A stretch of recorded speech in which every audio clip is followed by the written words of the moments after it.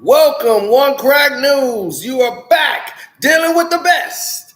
And today we look back to tell the truth of what happened in the past. When we talk about the entertainment industry and movies and films, there's films you have never seen that had played out a lot into the history of real life.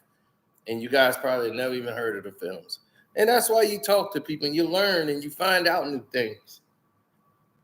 So when we give out these kudos and props to you and all that, that's what it's really about. We're just praising and giving the proper etiquette. As Outlaw has showed up today. We doing something right. Now we gotta rewind them and remind them. Some of y'all weren't even fans of back then or don't even remember. Very little barbecue.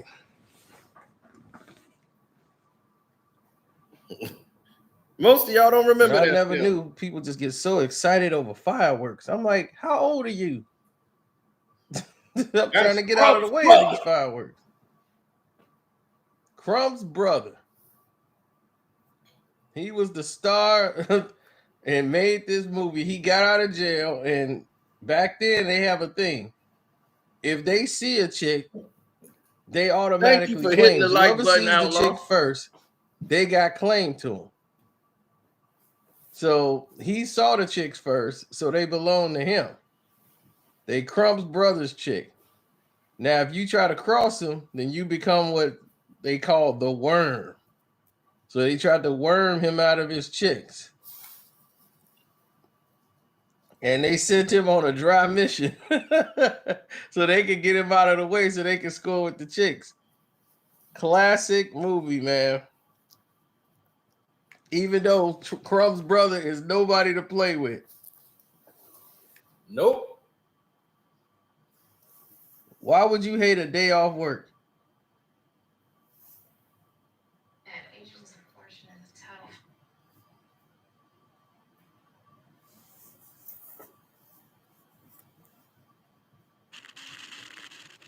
Look at this dude. He in there blowing it with the chick in the pool.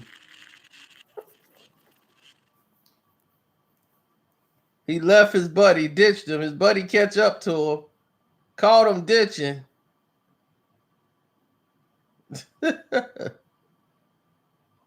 They got to go have a talk.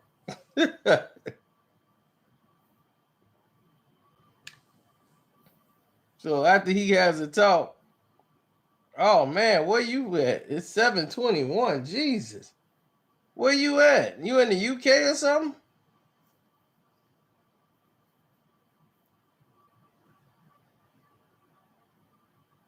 Yep.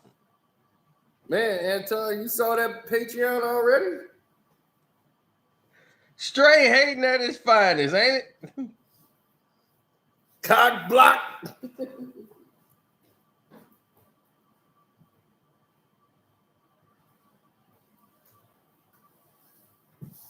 Oh no, this is like the other day. It's Dazed and Confused, and then it's the Stone Age. This is hilarious. They find out about the chicks from TAC. You're right. Then they ditched TAC. They ditched TAC because TAC is trying to worm them out of this whole situation. So the whole situation was up and down altogether. Two CEOs. That's right. One from the past, one from the present, and one probably from the future that you never heard from. Yeah. So anyway, it was a situation that came about that others just didn't know about because they didn't trust the situation. So when you don't trust the situation, you don't go for it. Like it's just something you don't trust.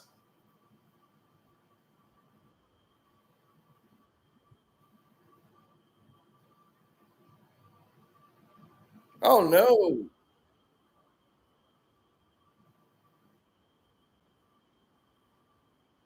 Oh, tag.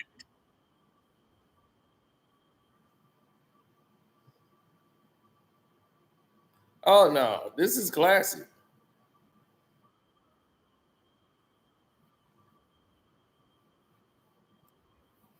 Man, I would watch that movie right now today, dog. That movie was better than Dazed and Confused. Dazed and Confused is a classic, but that movie there came out at the same time, and they were like the same kind of movie. So a lot of people saw Dazed and Confused, of course. They didn't see this one. This one was it. Then we watched this in the hood, dog. That's what I'm talking about. The hood is not what y'all think. Everybody think we just watch Boys in the Hood and Minister Society all day long. We saw those too, but we also watched everything else, and we cracked up.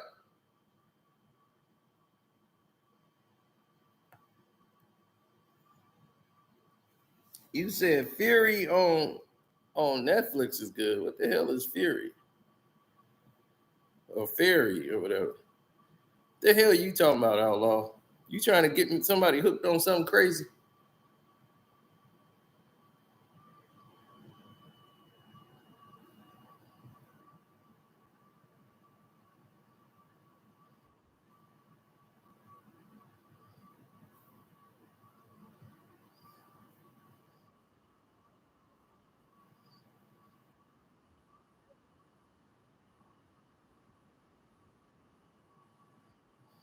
Plop.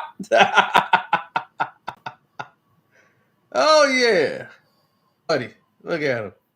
Straight hate at his finest. Look at him. Straight hating at his finest, ain't it? Cock blocking bastard.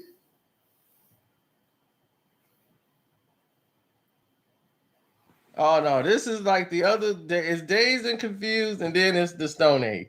Oh, Carry On. This is hilarious. I saw they some find of it, out but about I fell the chicks asleep from on Tack. it.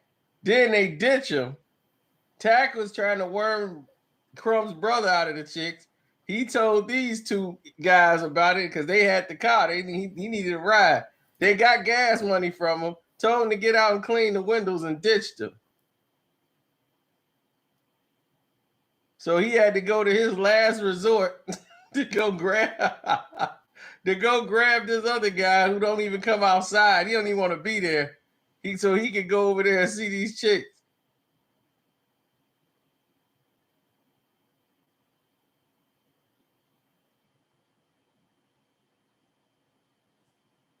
Classic movie, man. I mean, he had never met these chicks a day in his life. Never said hello, never saw them before until now. Yep. That's Tack. Watch how he come to the door. This is Tack. He had never met these chicks a day in his life. Watch this.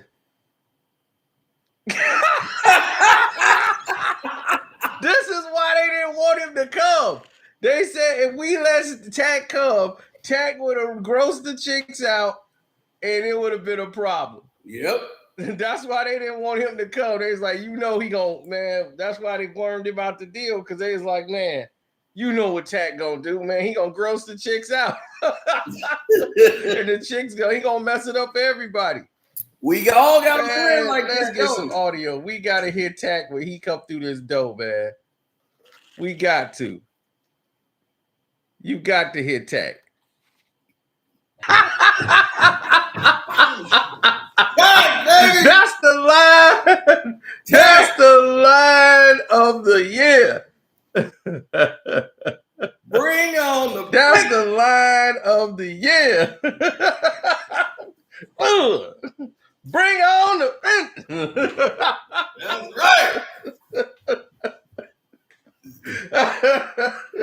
Tack, baby. Shoot, he had to improvise. Y'all tried to worm him out the chicks. He got there anyway. He grabbed this other guy. They showed up. Man, F you, worm. Tried to worm me out of the chicks and keep the girls for yourself. Man, it's a B-movie classic. Yep. Bring on the best. Stone Age. That's gonna be Outlaw. We bring Outlaw to the party. Outlaw show up. Oh no. Outlaw coming in. Bring on the. Oh yeah, it's a stoner flick all the way, and it's a classic, a complete classic. Crumb's brother, man.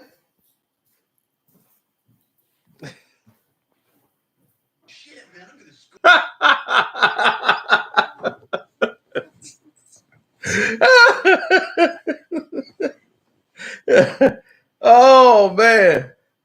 But they forgot who the chicks belonged to originally.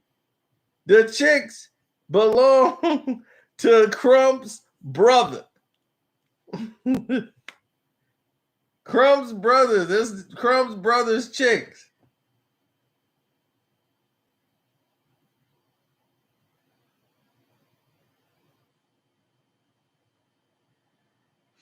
Damn. I'm like, what Movados? And I'm like, oh, okay, yeah. You all.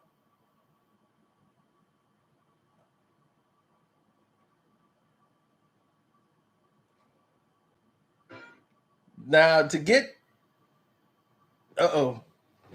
sorry about that.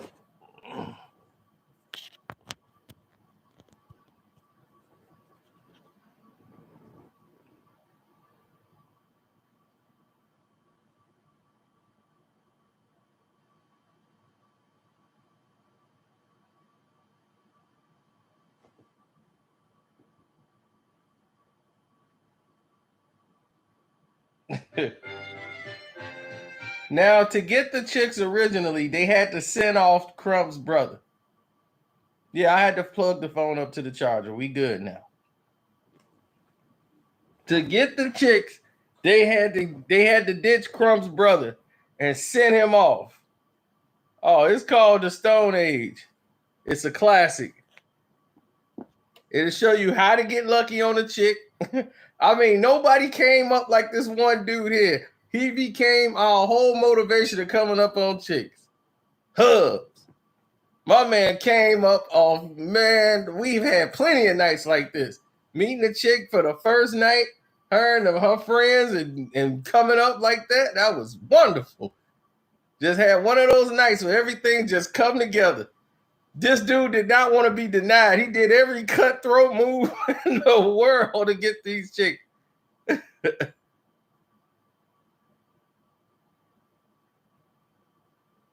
So he sent off originally the chicks they belonged to is the guy named Crump.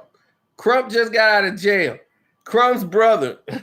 That's it. Crump's brother is the guy, and he sent him way downtown. He knew it was a chick he used to like. He was like, oh, yo, the girl you used to like, she stay down there. You need to go check her out. So they was like, oh, okay, well, thanks for the heads up. So Crump and his brother went all the way down there on a dead-end chase. And they was like, yeah, you know where the road is, right? Go to Dirty Doug's. So they take him out to Dirty Doug's. It's a send-off. Dirty Doug's is closed under new management. Dirty Doug's is closed. Now that's Crumb's brother. He just got out of jail. These was his chicks anyway. That's who they originally belonged to. He just claimed them. He ain't never met them either. If you see a chick you like, they yours. Can't nobody else talk to them. If they do, they trying to worm you out of the chick. That's just the way it goes. So he was the first one to see them. So they really his chicks. Everybody else just trying to worm him out the chick. And so he take it seriously, like, hey, these my chicks.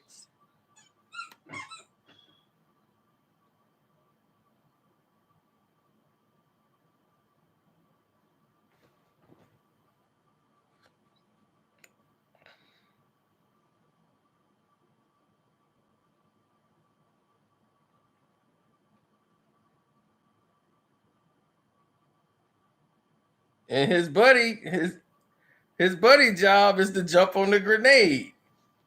And we have done this.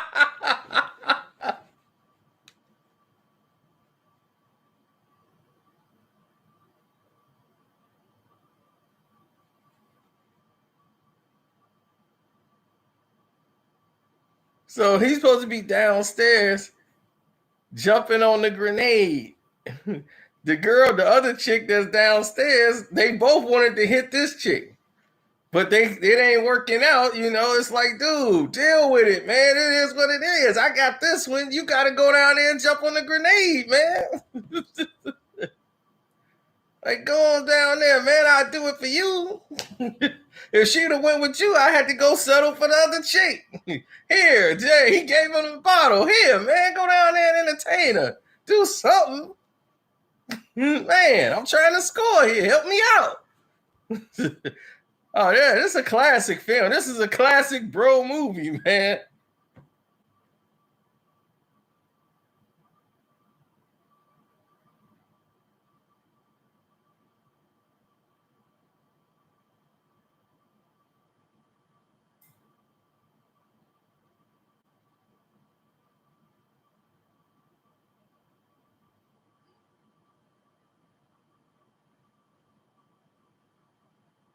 It's a classic film, y'all. There's two chicks out there. We need to get over there. But nobody wants to hit the friend.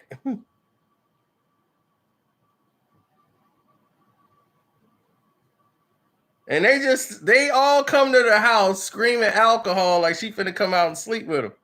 Alcohol. Wait a minute. This ain't the chick you told us about. He's like, whoa, not this one. Take a number? Yeah.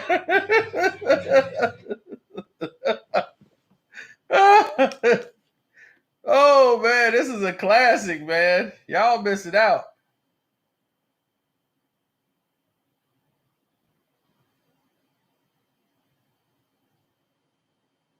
Can y'all hear me okay?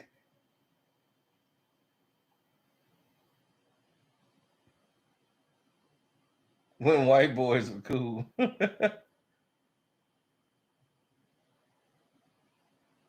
Oh, okay. I just wanted to make sure. Shut up, dude. Hey, worm out. Oh, yeah. Once now he done seen them now. He's like, oh, yeah. Okay, I'm glad I ran into you. Now Tack got a game. Tack went back and got his boys. Now y'all worried about his chick. Tack is back. All right, dude. Fine chicks don't even talk to me. They all think I'm gross. You think any fine chick's gonna want to talk to a crater face? Hey, man, your face will clear up after a while. What am I supposed to do? Wait till I'm 30 to get laid? Well, maybe you can meet a chick, with an acne problem too. You guys have something in common. Fuck you, man. I don't want no chick with tits. I want fine chicks. Come on, Johnny.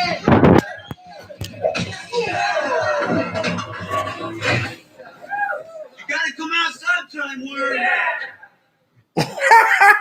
He cracked him right in the head. Yeah, that's the guy from Pacific. You gotta come out sometime.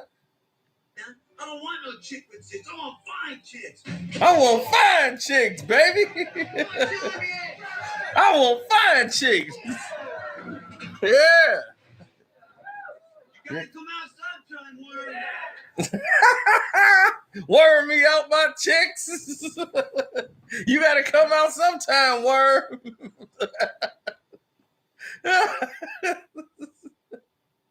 Oh, man.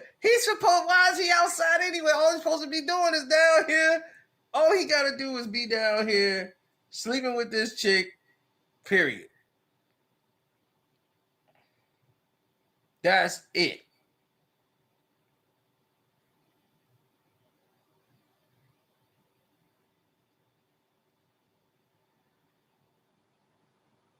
He's making it so complicated. He's falling in love with this chick that nobody really wanted.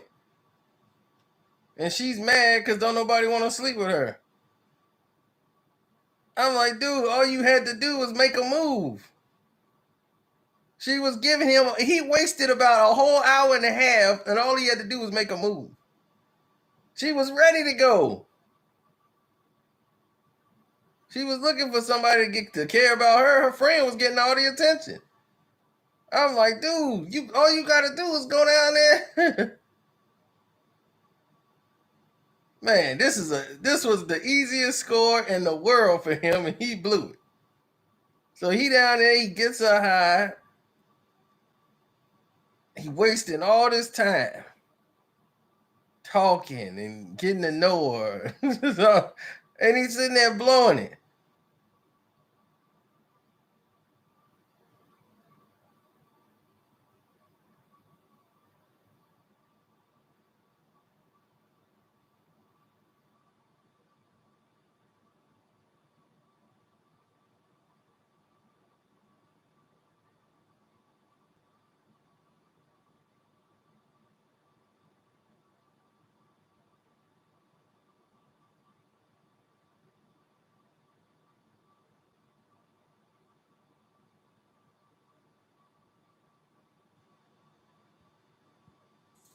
This is crazy. Look at him. He all boo-booed up.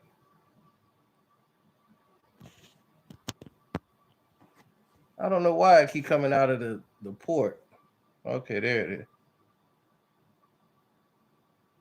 Look at him. He all boo-booed up.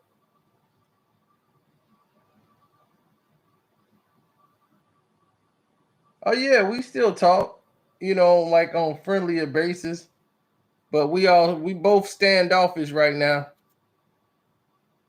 She called me a clown the other day. I didn't appreciate that.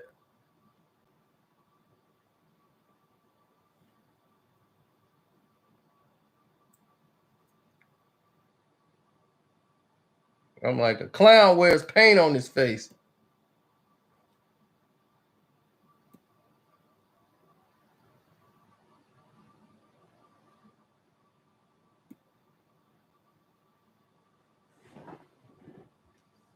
I mean, we're cordial with each other, but it ain't like my friend want to do. My friend was like, go ahead and hit it until you get a new one on the leash.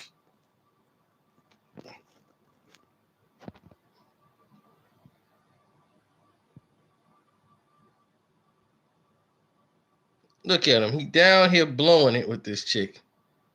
Now, you mean to tell me you ain't finna hit this chick right now? All you got to do is jump on it. You right there. She's ready to go. So Hub show up at the smashing and said, you know what? And show him what a true buddy does. He said, man, get up here, man.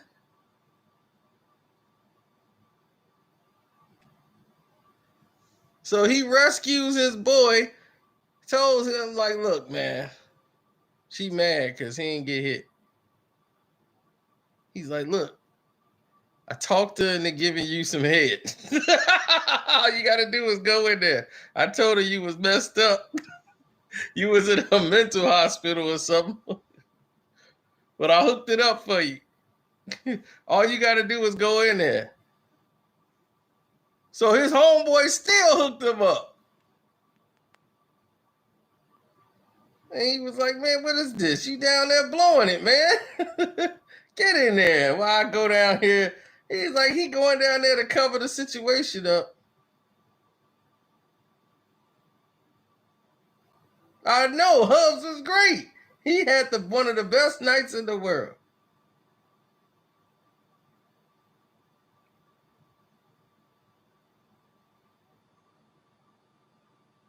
And Hubs has the greatest line ever in this movie. Every band makes one Ussy song to find out who the fags are. I said, wow, that is a great, great statement.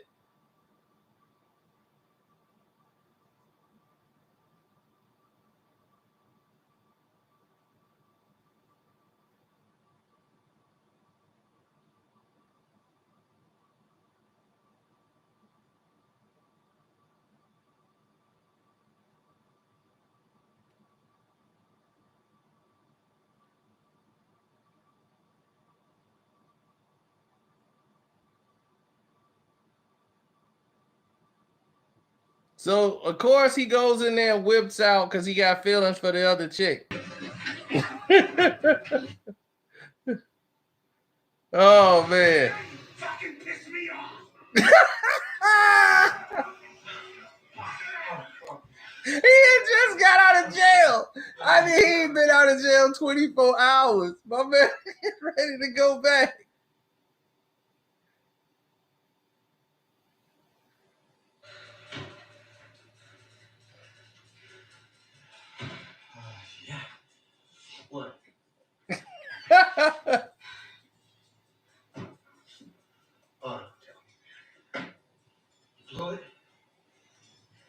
You didn't go for it?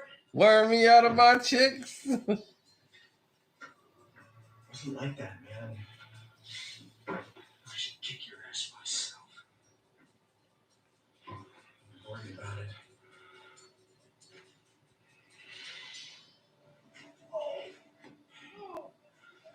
What's going on, man? Uh-oh. It went down. Oh, this is two more. Dad had his Fred jersey on. He was ready to go. What the hell are you doing with my daughter? Man, these are our chicks. Your chicks? Daddy, nothing happened.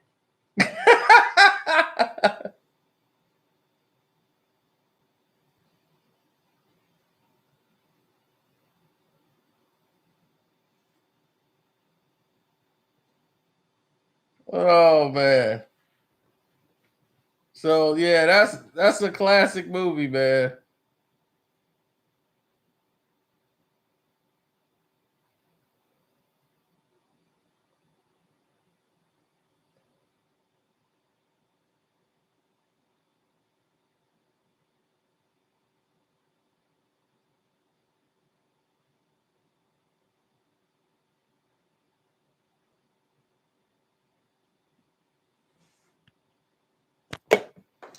Oh, great, great, great. I gotta get up. Said if it happened one more time, I just gotta get closer.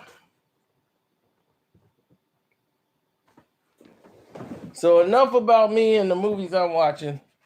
Let's talk to y'all. Let's go over some of the movies and films that y'all want to talk about. Any movies y'all want to talk about?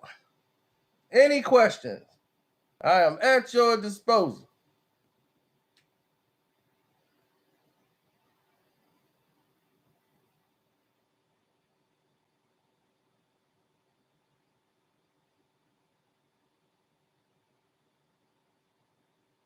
Any movie you want to talk about.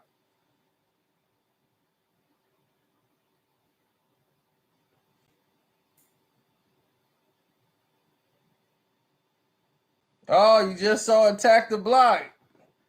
Those were the best looking aliens, and they had like $5 to make those things. And those are some of the best looking alien dogs I've ever seen in movie history. I'm like, man, they did a great job.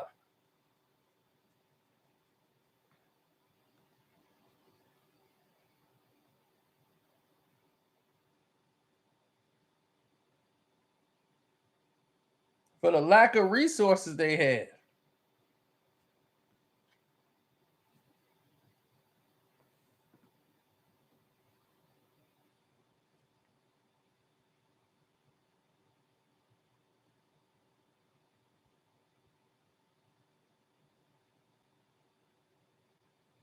The Ghost in the Darkness. Man, y'all went back. With those two lions are here in Chicago. With Michael Douglas.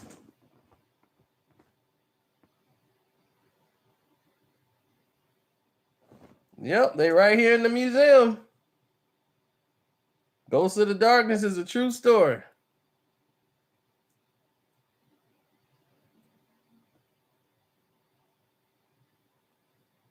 Why 50 Shades can't get good reviews? Because they're not good movies. I had to find my entertainment in that last one. And that Boss was the only entertainment I had when I had to sit through that. No, that's something I could throw at her.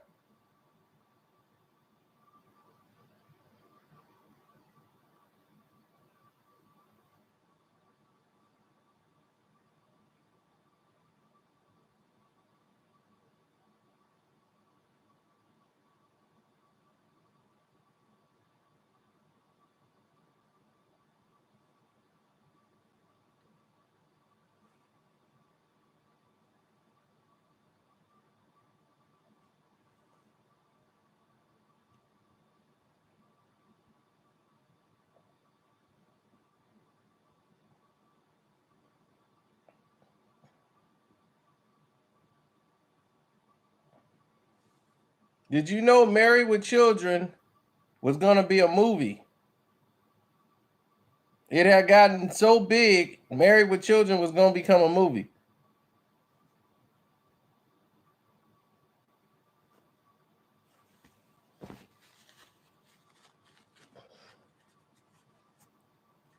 I love the Hateful Eight.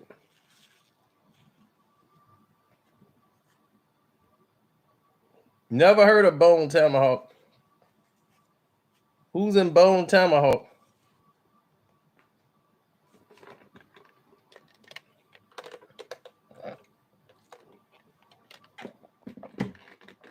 Yep. Kurt Russell's in Bone Tomahawk? I have to see that. I might have seen it and don't even remember it. As soon as I watch it, I'll be, I did see that. But oh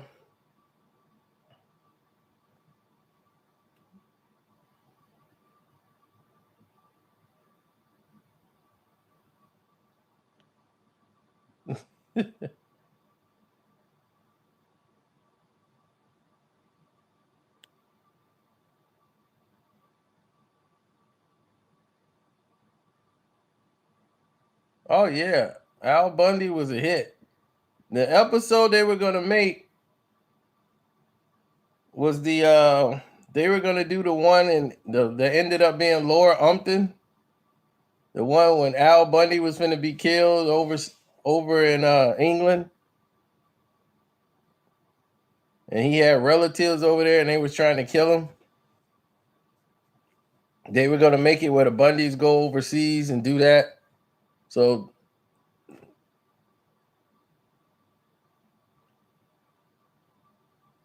they had a little movie trailer thing when they showed Al in the movie theater. So Fox had that idea first. But that fizzled out. But this is the show that built Fox. Fox Network was nothing. Married with Children built Fox. So before The Simpsons, they had Married with Children. Married with Children built that channel. Because they had never seen nothing like it ever. And everybody hated the show. Like they's like, this show is ridiculous. You got the pervert son, you got the slut for the daughter, you got the husband that hates the wife. He complains about it, and the wife that does nothing every day. Al was a genius. Whoever created this show was a complete genius. This, instead of the fake reality that they put on TV, the loving husband every day, nobody lives that life. Nobody who was married was living in those fantasy fairy tale worlds that they was putting on television. Al Bundy was the most relatable to any marriage in the world. Every husband did not mind watching Al Bundy. And all the women loved Peg. Al cared about the game. 4 touchdowns in the game. Poke high.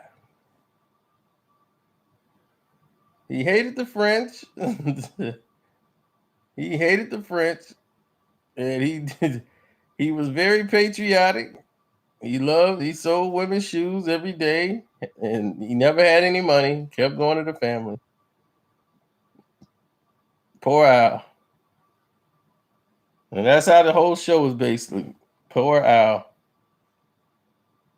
Al never really had his glimpse of joy. But somebody mentioned the Hateful Eight. Man, is that not well written or what? The dialogue alone in that film is worth the price of admission. And wouldn't you know that all Samuel L. Jackson's dialogue in that film is written by Quentin Tarantino. He writes the dialogue exactly the way he delivers it.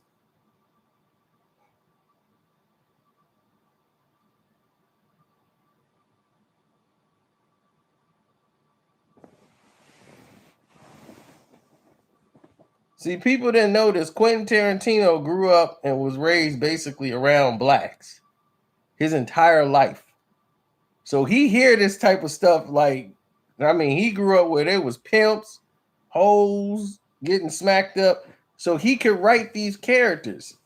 So that's why they be like, man, why Quentin Tarantino always got some racist stuff? He always got the N-word and all that stuff in there. I'm like, this man wrote Jackie Brown. Do you understand? You have to be around blacks in order to do that. He can't write. I like, this dude you just can't go nowhere and learn that. You think any other white director and writer can write a movie like Jackie Brown and write that dialogue? No way. Or Dale Roby? Are you kidding me?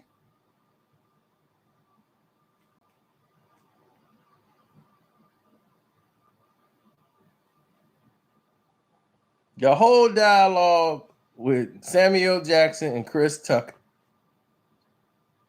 Epic. Then you go to the Hateful Eight.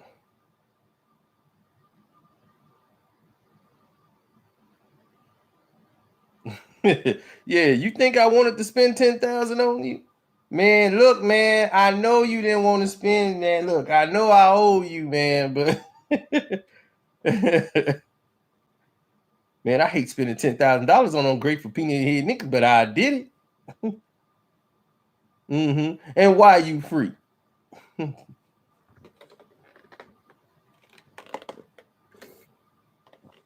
I hate to be the kind of nigga you gotta hit another nigga up and ask for a favor right away, but gotta be that kind of nigga.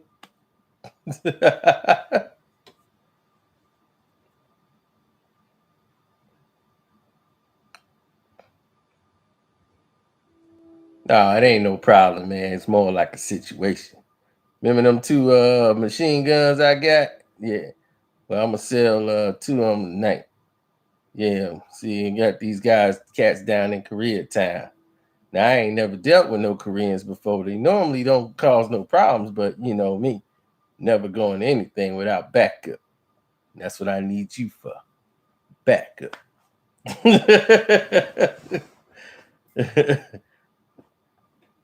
All I need you to do is ride in the trunk of this car, hold this thing, and rack that mug. Oh, Samuel Jackson best flicks? We just talked about it. Jackie Brown, Pulp Fiction, and then you can go anywhere you want to go after that. I like Lakeview Terrace.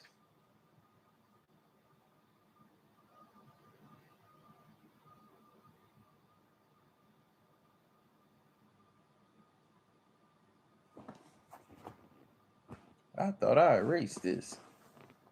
I don't want to see this. Oh, that wasn't supposed to happen.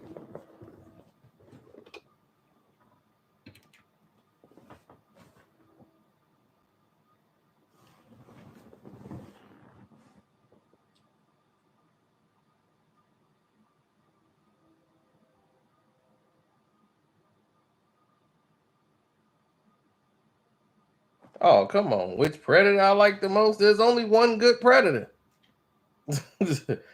I mean, besides the last one, Predators, when they had all the Predators, there's only been one good one. And that's the first one.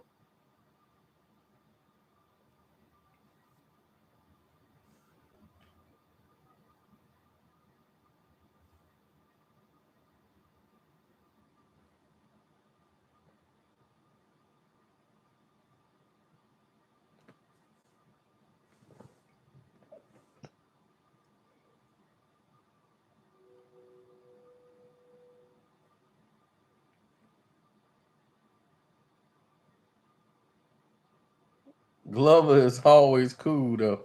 Yeah, I mean, Danny Glover. I'm getting too old for this. You know, they ruined his character with all those lethal weapons. That was just ridiculous. He went from a character in the film that meant something to Riggs.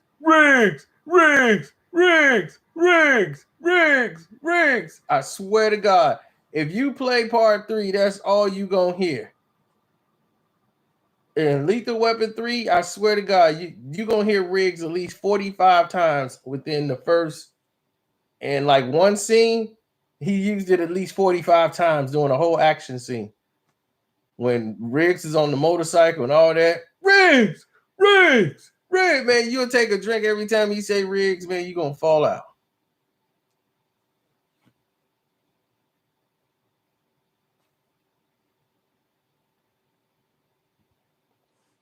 They used to get on Chris Tucker about that when the Rush Hour was out. How Chris Tucker character was just made to be like they made Chris Tucker character out to be like the comedic sidekick, but they had him more like the clown. And all he kept talking about, Lee, ooh, Lee, Lee, Lee, Lee, Lee, Lee. And he got clowned. They Most Def clowned him, and basically was looking at him like coonery. So Most Def clowned him in the movie Please Be Kind Rewind, and that caused a lot of problems.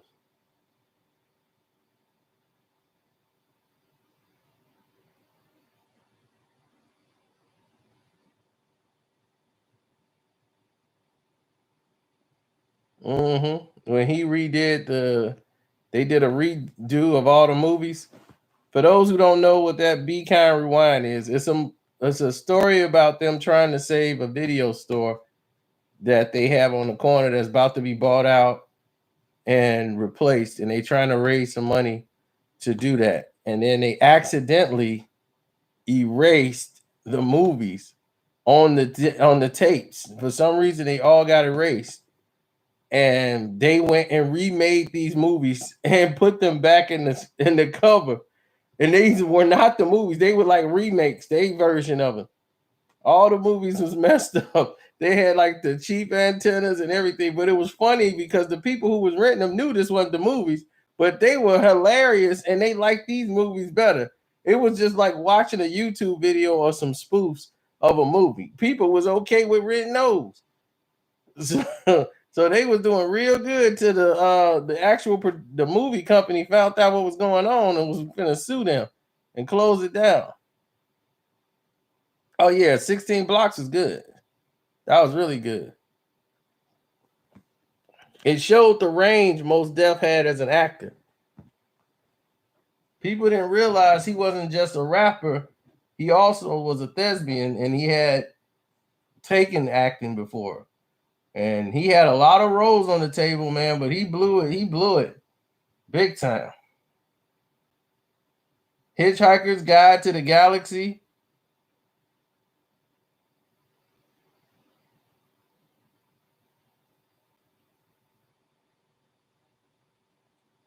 And he was supposed to be in a movie that they were getting ready to film, and it got scrapped, and nobody know if they're going to make the sequel or not. But now it doesn't look like they're going to do it because they can't get everybody to agree to do it. And that was The Italian Job, the sequel. They was going to do a sequel to The Italian Job. And this has been going on for like the past 4 years. The Italian Job sequel. They get a script in place, and they're like, all right, we got it. We finna go. Then something happened, and somebody else get booked, and it never gets done. And I don't think Mark Wahlberg wants to do it anymore. And then they were going to do the job with just some other people and don't have the Mark Wahlberg character in it. So the Italian Job, the original Italian Job was good. The remake was cool, though. I liked it.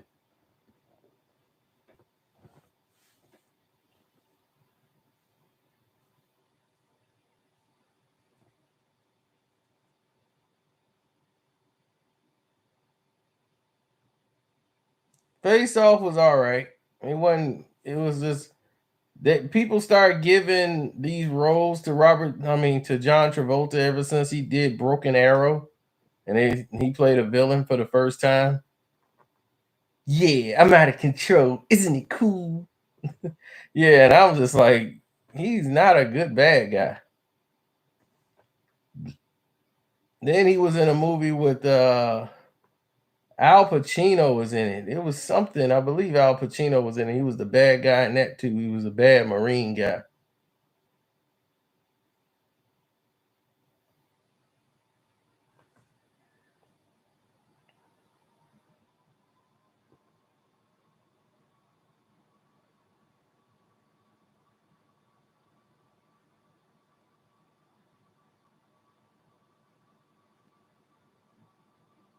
No, they were in the. I don't know. They weren't in there for a train. That was you're talking about. Broken Arrow was the one. He was on the train. He was fighting Christian. He was fighting Christian Slater. The movie you talking about with him and Denzel, you're right? That's the general's daughter.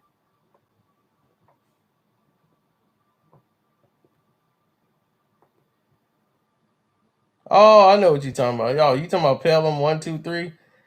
That movie fails in comparison to the original. The original Pelham 183 or whatever, that is the best. The original one is the best. In that movie, Denzel Washington was supposed to be the cop. See, the cop actually stops him. It makes more sense. And the operator, the transit operator, ain't gonna be the guy to get it done. It would be the police. But he's played a cop in so many roles. He was like, look, I don't. If I do the remake, I don't want to play the cop. I mean, I played the cop so much. Let it be something different, so I can bring something different to the character. So they changed it around Denzel Washington's preference. He wanted to add something fresh to the character, so they went ahead and changed it and put him as the 911 conductor. Because in the movie, the conductor gets killed. He goes down there and he gets blown away.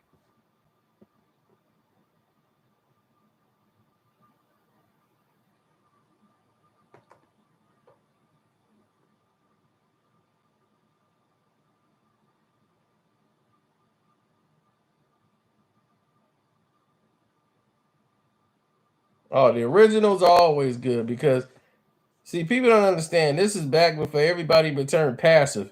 Now you can't slap a chick no more on the screen. Back then, you can kick a kid down a flight of steps, smack anybody, do coke, kick somebody down the steps. It was it was brutal and it was raw, but it was needed. It was needed. The movies need tension. You need to know that not anybody is safe. Now you watch a movie, they be, oh yeah, well, he ain't finna hit her. Yeah, we knew that. Yeah. Even though in this situation, he would at least smack her with the gun, but now we ain't gonna get that. All the feminists would get upset, so they can't do that. He would have called that guy a fag by now, but he can't do that because, Glad have been all over his back. So he says, I don't like you, unmanly person. I'm like, yeah, he really went for that. Scream 3, the best of the series. Scream 3 was so terrible. Oh my gosh. It was almost worse than part 2. Scream 3, yeah, I think Scream 3 was worse than part 2. Oh my gosh. Scream 3 made no sense. It was so dumb. It was almost dumb than the mom being the killer in part 2. Everybody laughed because everybody was like, oh, the killer gonna be the girl from Courtney Cox. They thought she was gonna be the killer in part 2. Then once it was this guy who was the killer, and you saw the crazy girl from Roseanne, the mom, she was the killer. Both of them together was the killers. I said, oh no. This is so dumb. Like really, really dumb.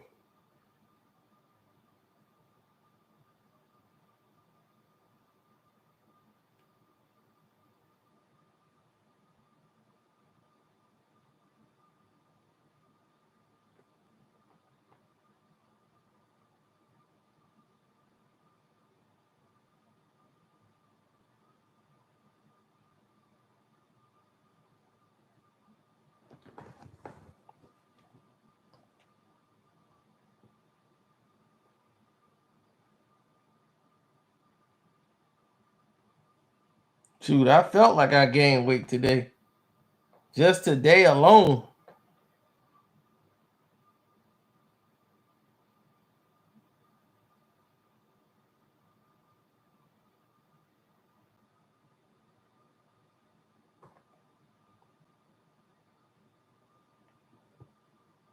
But But what you don't realize is that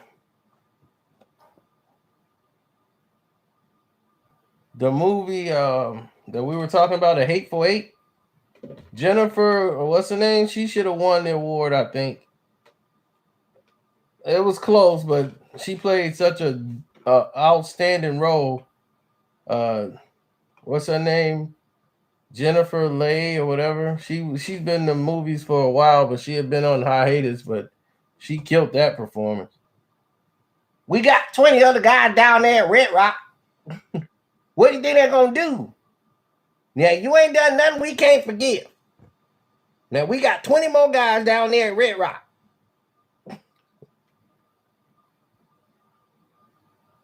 And what people don't realize is that movie was shot with a camera that's from 1920s.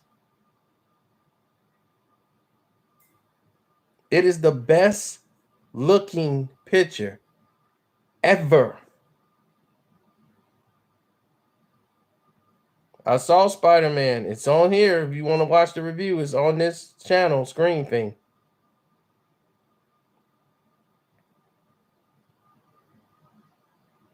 No, 8mm. No, it's shot with 70mm. Panoramic 70mm. Panoramic 70mm film was the highest grade of film. But projections in theaters couldn't afford them no more. All major pictures back in the day used to be shot with those, like Spartacus and all of them. That's why it shows so clear. But they don't have it anymore. So all those cameras became extinct, and they were just sitting in a box. Quentin Tarantino got this film, and once he got it, you can't watching it on cable does it no justice. As you watch that on a Blu-ray, I'm gonna stop talking. I'm gonna stop talking and I'm gonna start showing. Hold on. I'm gonna show you what I'm talking about. The Hateful Eight right here. Regular Blu-ray. I'm gonna show you how powerful the picture is. It is out of any 4K quality movie you could find. The Hateful Eight quality cannot be touched.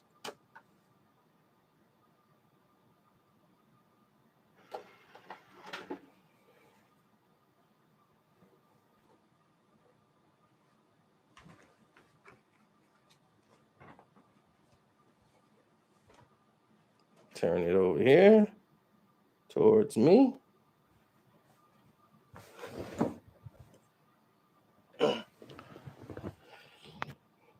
And you're gonna see today. So they'll make no mistake about this whatsoever.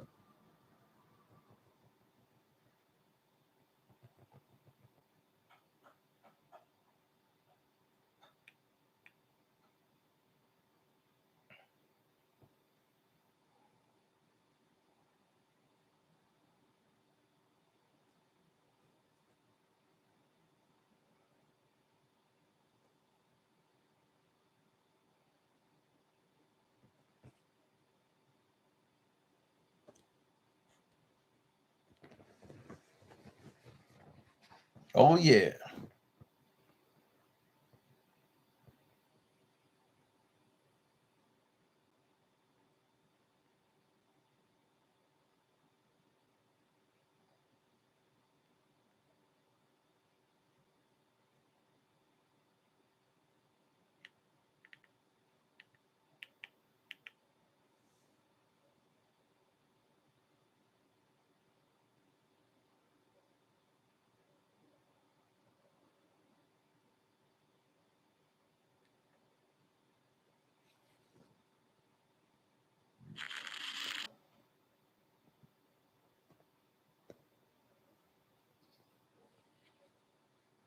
I don't know if you guys can see it from here.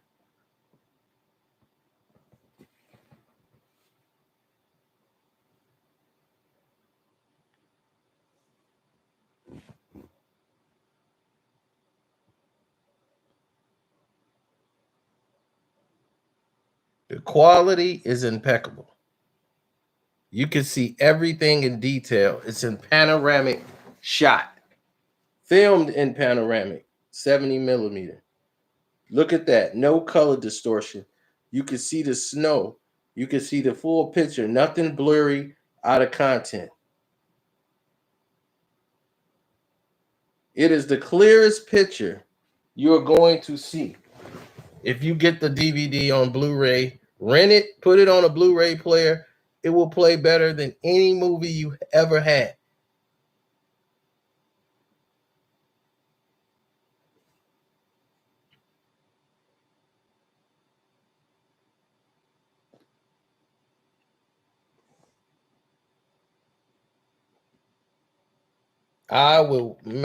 This movie is in something else. You can see the horses, everything perfect, clear all the way through.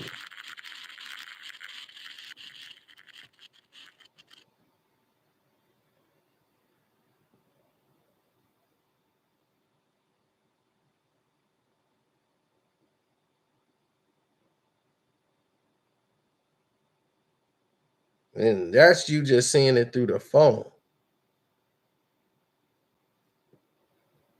You see the detailing?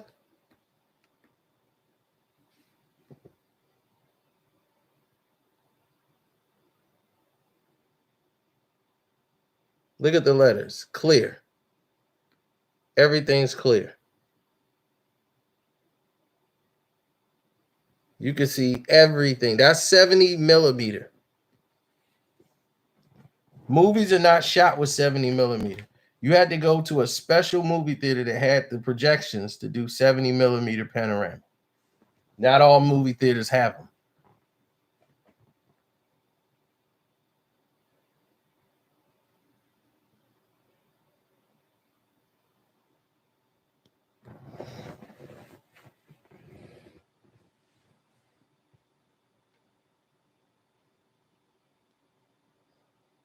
Everybody else is on 35 millimeter.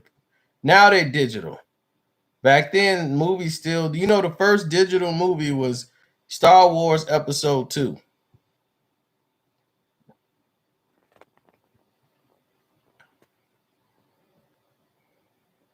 Everybody's using digital cameras now.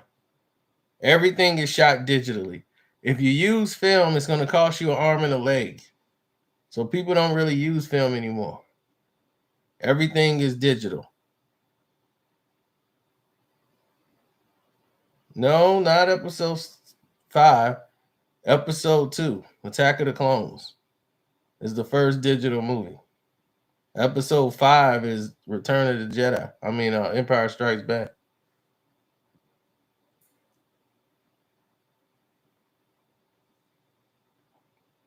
Attack of the Clones was the first digital movie.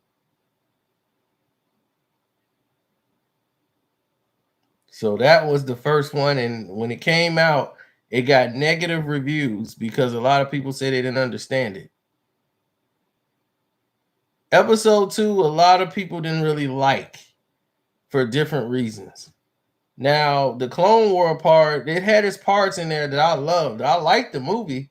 The thing is that it had parts that I felt they should have focused on that they really didn't. They knew they only had 3 movies to do this. So they tried to rush the relationship with Anakin and Padme, and doing that, they really had no chemistry to really build that on. You knew they liked each other already, or she was having feelings for him. That should have been enough. The relationship with Obi-Wan and Anakin, it really wasn't felt there. A lot of the action scenes was pretty good. It playing out like a video game. When they got to Geonosis, the only letdown I had and everybody else was the actual lightsaber scenes with Count Dooku and Anakin Skywalker and with Obi-Wan. That was the weakest lightsaber finishing scene in the galaxy because they put all their focus around Yoda coming in. That they forgot people really wanted to see Anakin. Episode 3, you knew was going to be off the chain when I saw a commercial with the Emperor with a lightsaber, the Emperor's got a lightsaber. Oh, you forget that. My ticket is bought. My ticket was bought. Episode 3 was the best out of the new trilogy because it had everything in it. Everything was in that one movie. Yep. You got to see Yoda fight the Emperor, which was a great fight scene. Yep. You got to see Mace Windu fight against the Emperor. You got to see Anakin Skywalker in the best lightsaber scene they ever had fighting against Obi-Wan. That was the best lightsaber scene ever in a Star Wars movie. The second one was Darth Maul versus Qui-Gon and Obi-Wan. The whole thing is that in episode 1, the only issues they had, we were so caught up in the movie, we enjoyed it, period. We watched it 1,000 times at the movies. It's a slow burn. If you're not grown and don't really understand the politics of it and knowing how everything is moving, if you're not really caught into that, it's a slow burn, especially if you're a kid. They threw the pod race in there and Jar Jar Binks to be silly for the kids. You know, they're like, well, the kids don't love him. Let's throw Jar Jar in there. Grown-ups was like, this guy's annoying me. And Lucas said it, and he's like, they don't want me to say it, but I gotta say it. Star Wars is for kids. I made Star Wars for kids. And just the kids grew up, they still like Star Wars. Damn That's right. Just the gist of it. Damn right.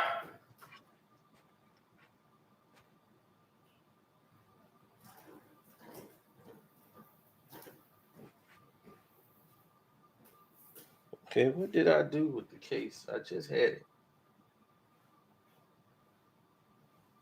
Y'all know where I put the case?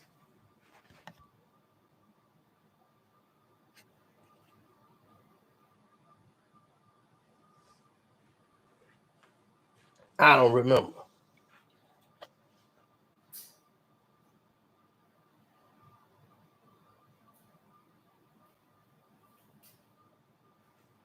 All right, I'm going to just set it there until I find the case one day.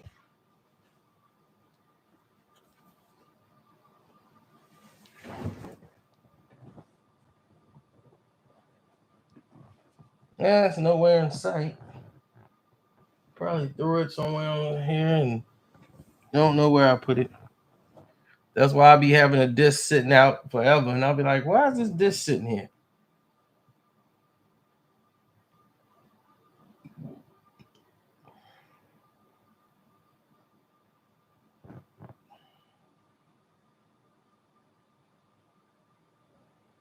Nah, that's not the case.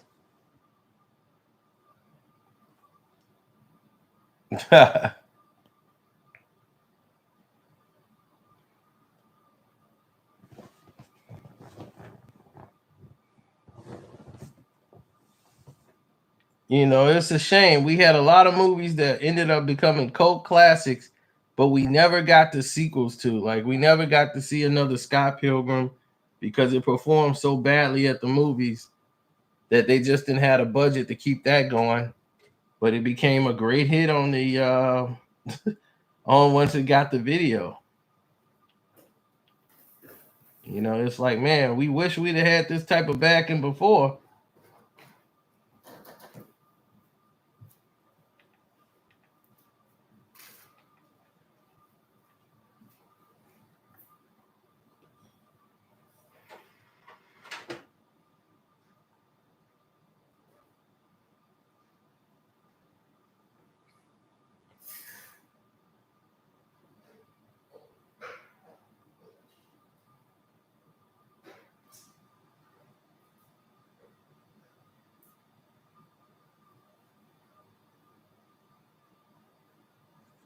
Well, no, episode 2 was supposed to be darker than what it was. See, the thing about that, Blaine, is the fact that episode 3 and episode 2, let me let me break those down to you. And if you read the books are darker. The books are always going to be more darker, and they can't put these type of things in film. My thing is, don't write it.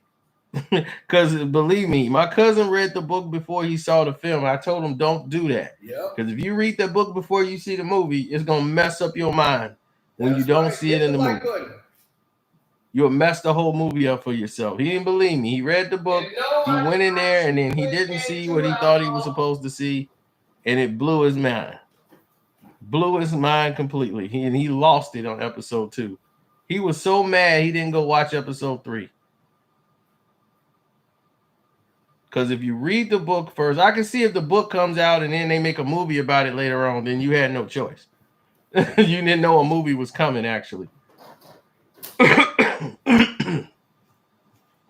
But the movie is more in depth.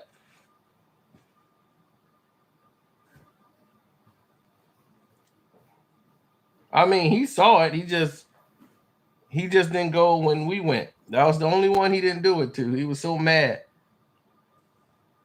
See, in episode 2, Anakin, when he goes down and you know, when he finds his mother, when he runs into the sand people, they actually detail how he kills everybody in the sand people thing, and how he slaughtered the kids. He was using the force. He lifted up a stone. He dropped the stone down on them. He was messing them up. He was slicing them in half, the kids, the women, all of them. And Qui-Gon appeared to him. You know, like Obi-Wan appeared to Luke, and he could see him. He appeared to Anakin. And if you hear only a little bit of it in the episode 2, you hear Anakin, no, that's all they put. But he's trying to talk to Anakin. Anakin is so gone in rage, he can't even see him. He sliced through the hologram to slice one of them. He don't even see him. Didn't even know he was there. And then that's why he couldn't even see Qui-Gon no more, because he was zoned out. Couldn't see him. So they cut all that out. They show him slice one of them in half. They tell the story, and they go from there. There were more incidents with Obi-Wan and Anakin that were leading to the conflict. They cut out the conversation to where you can guess that Obi-Wan was jealous of Anakin. See, people didn't realize that. If you go back and read the books, you will see when Yoda is talking to him, and he's basically talking about how he don't think Anakin's ready for this mission on his own. And Yoda was like, no, we're going to let him do it. He's fine. You know, sometimes, he's trying to tell him, we know you're jealous of him. We understand that. Like sometimes the teacher thinks he knows more than the student too. Like sometimes the teachers get full of themselves. He was trying to let Obi-Wan know, like, look, we know you jealous. He can do all these things, and he really don't need you too much no more.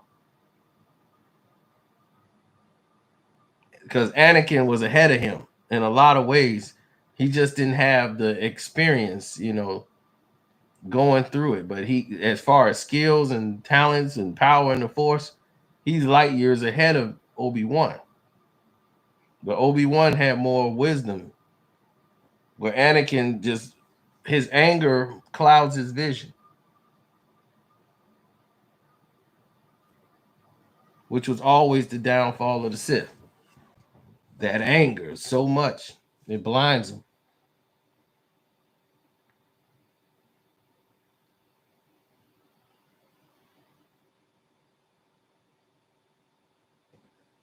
Yeah, I mean, that was the thing. In episode 3, the episode 3 book was great too. Like the Jedi Temple, when he went into the Jedi Temple, that's detailed. When he goes in there, he tears down the Jedi statue. He breaks it and it like falls down. He pulls it and it falls, and the piece that was gonna fall on him, he catches it, and he turns and he throws it. And it goes through the door, boom. Then just travels and knocks somebody out. And that head lady, the one that's like the librarian, the one you can't stand, if it's not in the system, then it doesn't exist. Oh yeah, he killed her right away. As soon as he got in there, he lifted her up with like the force choke and pulled her towards his sword. And she just stabbed herself and impaled herself on his lightsaber. He wasn't messing around when he came in there. Anakin was not playing.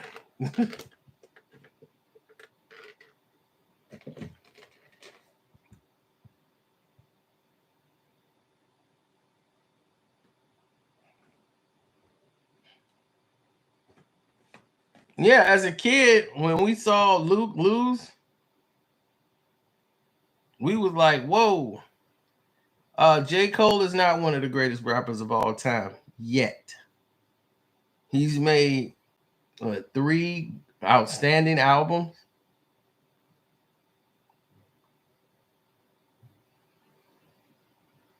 Maybe even 4.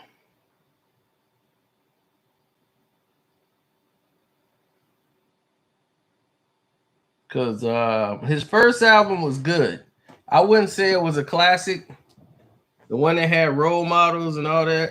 It was a good album. It was a good intro. But Born Center album was great. I said Born Center was great. He brought it on Born Center. And then, of course, Forest Hill Drive. Come on. That's a all-time classic album. Then this next album comes. Another classic album. And he got no promotion from Jay. How is that?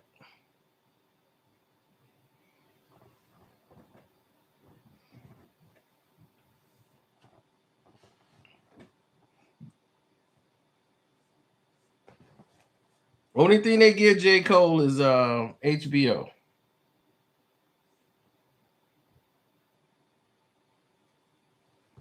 But in episode 3, the Emperor explains the Emperor's abilities and why he started to change and deform.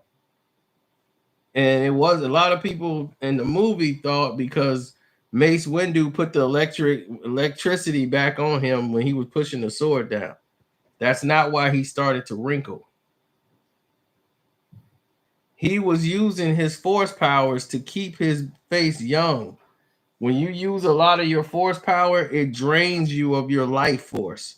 So you started to age. That's why most of the Jedi Masters, the closer they get to the dark side, the more their face start to change.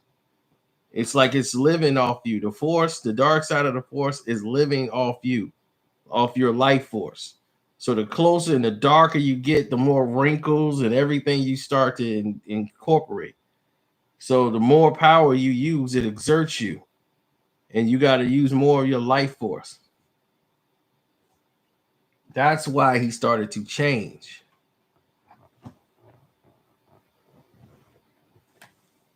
But if you read the books, you would get that.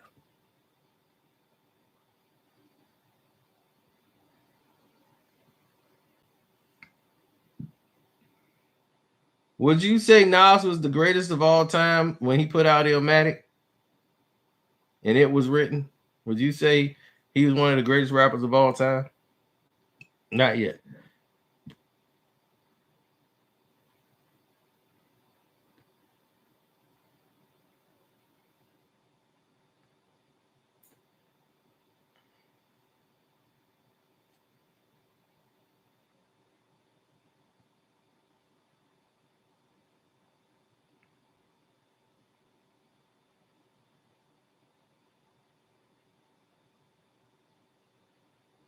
Oh yeah, then you got to read the book after that. It's the book that comes right after the episode 3, and this is the rise of Darth Vader. When he became, after he got in the suit, what had actually happened. And that book is amazing. Because in that book, you get to find out the relationship between him and the Emperor after Padme dies and he's stuck in the suit. What actually happens to him? He doesn't stay in that original suit. They had to keep modifying it because as what they're doing is they're going around the galaxy trying to. What they're doing, they're going through the galaxy trying to find balance and keep the Senate together so they can control the rest of the galaxy and the rest of the universe by having all the Senate and everything together. So with all the stuff that's happened there, they want to make sure that they go and help out as much as they can, sending troops or whatever they can to destroy the Jedi.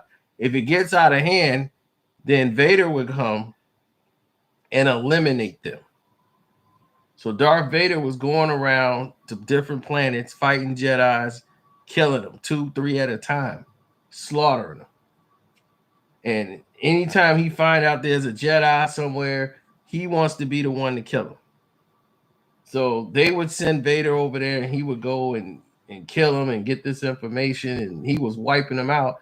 And in one situation, his suit was failing him, and the guy actually sliced him on the suit. It didn't penetrate, but it damaged the suit. And he had to change, and he's frustrated because he can't move the way he wants to. So he's telling the Emperor, and see, this is the thing. The Emperor didn't have to train him. See, this is what people didn't know when it's like, I'll complete your teaching. He didn't have to teach. He didn't have to teach Anakin. He knew everything he needed. All he had to do was channel his power. To get his power, he had to go deep into the dark side. That was it. That's the only thing the Emperor taught him. And he told him, you don't have your limbs anymore. So you're not going to be able to do certain things. He told him, your force is strong with you, and it's so strong that you don't need your limbs, and you still powerful with the force. But as far as your suit, you're gonna have limitations on how far and how much you could use your power. He didn't want to believe that. So he wanted the suit to be more mobile, where he can move. So they started modifying the suits for Vader. And he was so hell-bent on slaughtering all the Jedis because he blamed the Jedis for what happened to him and why he's in the suit. So his rage is the part with the Jedi is also the part that he's in the suit. He blames the Jedi. He doesn't see that the Emperor put him in the suit. But he gets upset when he thinks about Padme. And he starts turning his anger towards the Emperor. And the Emperor's like, do you love me? No. You're with me because you need something from me. You need something from me. That's why you're here. You're not here out of love. So he's like, let's not, because he's like, you're using me. He was like, yeah, well, you're using me too. You need something from me. That's why you're here, right? You're not here because you love me or you want to be here. You here because you need something from me.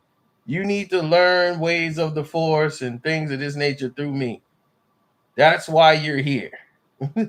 So we're not, look where you are. We rule the galaxy. Like, what are you talking about? The Emperor had to bring him to reality because he was still stuck in this Padme mode. And then he wanted to go slaughter more Jedis. We need to get over there right now. And the Emperor was like, no, let him live. I don't get it. What you mean let him live? He's a Jedi. Ain't we supposed to get rid of all the Jedi? And the Emperor's like, no, let them run around for 300 years, living in the mud, in the dirt, hiding under rocks. Let them live like that now. What was important is that we broke the order. See, that's what people don't realize. The Emperor wasn't about killing all the Jedi. He just wanted to break the order.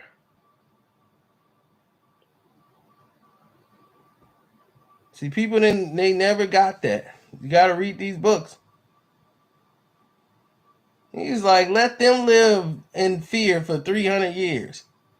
They ain't running nothing. One of just those Jedi's living is not going. They're not significant. They can't do anything. How to be a local movie critic? It's a very easy profession. All you have to do is basically go to the movies. Well, nowadays it's different. Back in the old days, you had to have a publication. Someone has to publicize your work. Now, all you need to do is have a YouTube channel, have a lot of followers, or have a little web page or whatever, and apply and send things in to the people, whoever is doing the movies. It's normally Fandango or one of these companies that are hosting these reviews, and they select certain people in those circles who have a certain amount of viewers.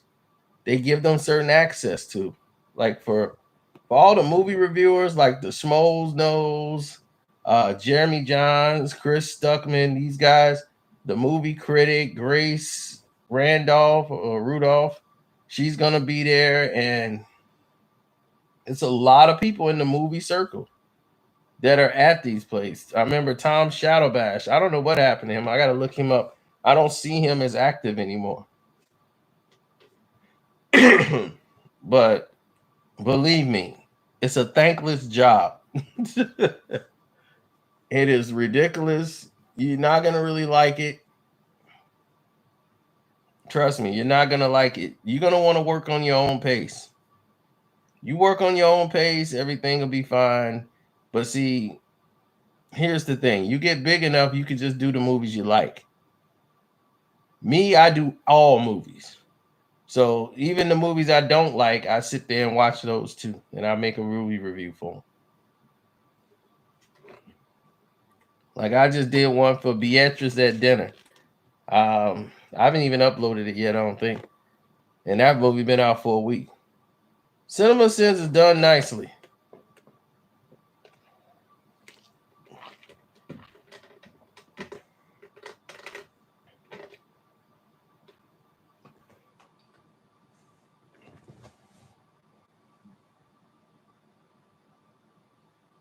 Oh yeah, see me, I watch everything. I watch Japanese movies, English subtitles. Look what I got on my table right now.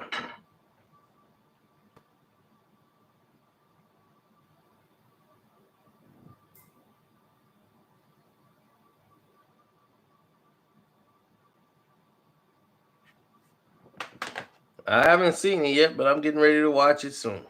Probably tomorrow. It was the winner for Best Film internationally. See that? Best Film winner. So I'm definitely going to watch it.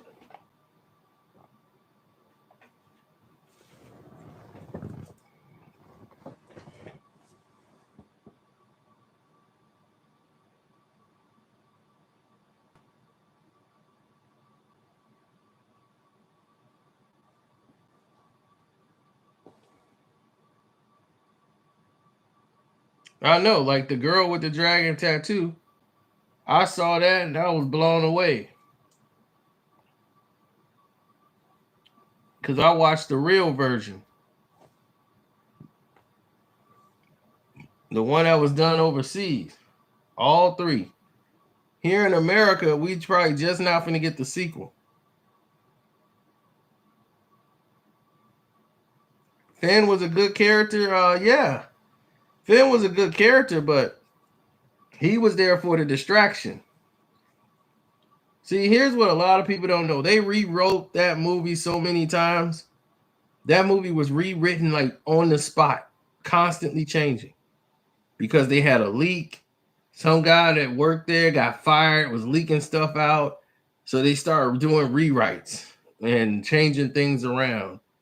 And if you watch the first DVD, they had a scene where they had a getaway where Finn breaks her out. Of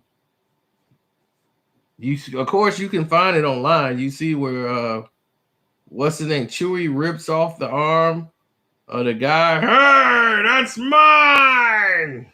He catches up with them, and Maz Sada, he follows the tracker and tracked them all the way there, and Chewie pulled his arm out of socket.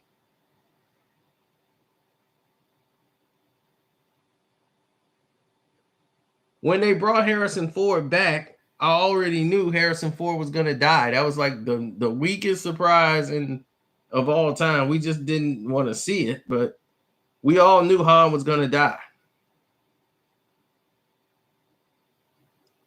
We knew Han was going to die, and well, I knew, because if anybody who's a real Star Wars fan knew, Han wanted to die. Harrison Ford he thought Han Solo should have died in Return of the Jedi. He only returned because he didn't even want to do it no more. He was doing Indiana Jones. He like, look, we doing Indiana Jones. This character has nowhere to go. And that's the thing with an actor. When he reaches an arc with a character and there's nowhere for him to go, he's just there. He don't want that for Harrison Ford. That's why I be for Han Solo. That's why, yes, he was like, please kill me off. He kept fighting with George Lucas over killing him. He was like, it just would be too much if we killed Han off. And that's why when Return of the Jedi came out and they talked about how terrible Harrison Ford character was in the film, he was basically just non-existent and non-presence in Return of the Jedi. And he's like, man, what a waste of a character, because he was the main star in Empire Strikes Back, him and Vader. They were the main stars, and everybody fell in love with the Han Solo character after Empire Strikes Back. You break him out of ice and he becomes a docile family man. This was not Han Solo. You know, it was like Harrison Ford was in that movie. And he knew it. He was just like, yeah, I think I gave a stinky performance because I really didn't want to do the film.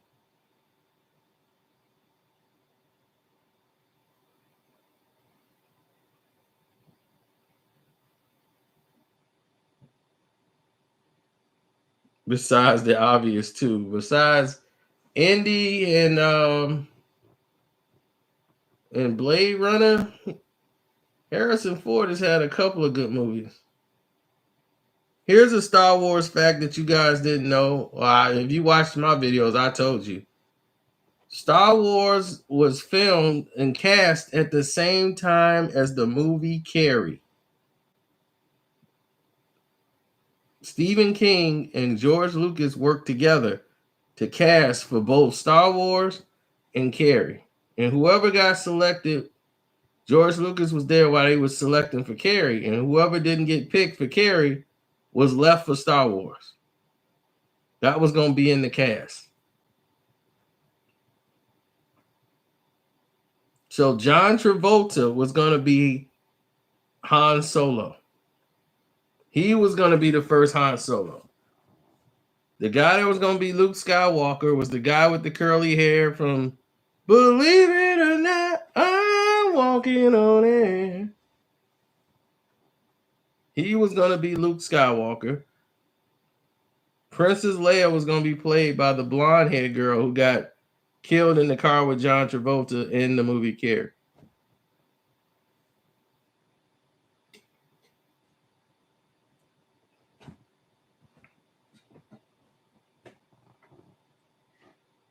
And a lot of those actors, they went out for the movie, Mark Hamill and all those, they went out for the movie Carrie.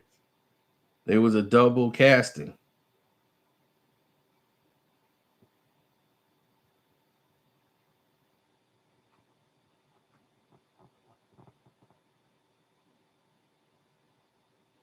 Yep, a casting miracle. Han Solo got picked up by Happenstance. He was actually working, doing contracting work. Got picked up off just happenstance, being in the right place at the right time. And he ended up landing Han Solo part in the film. And the rest was history after that.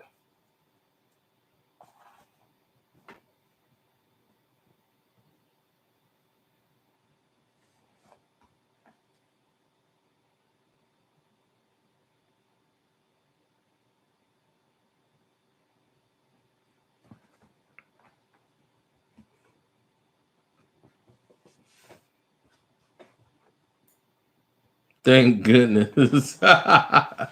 Yeah, John Travolta, I don't think could have played that role, but Carrie is what made him. That was like his movie that got him noticed because of his line.